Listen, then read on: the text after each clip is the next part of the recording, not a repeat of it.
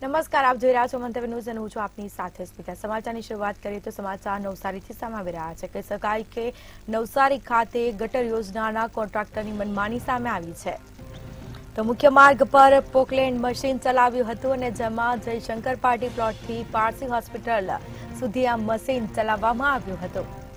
ડામર રોડ પર મહાકાય મશીન ચલાવવાનો વિડીયો પણ વાયરલ થયો છે। વિડીયો સોશિયલ મીડિયા પર વાયરલ છતાં પણ કોઈ કાર્યવાહી કરવામાં આવી નથી।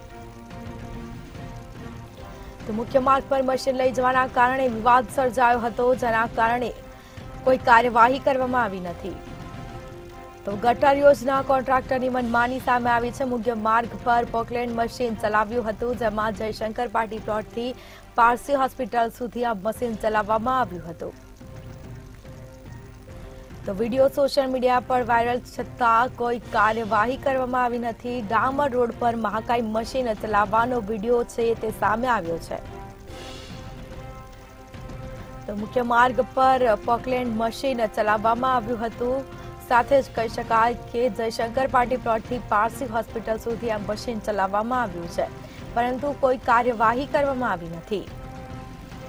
તો મુખ્ય માર્ગ પર આ જે પોકલેન્ડ મશીન ચલાવતો વિડીયો પણ વાયરલ થયો છે, પરંતુ પાલિકા દ્વારા કોઈ કાર્યવાહી કરવામાં આવી નથી।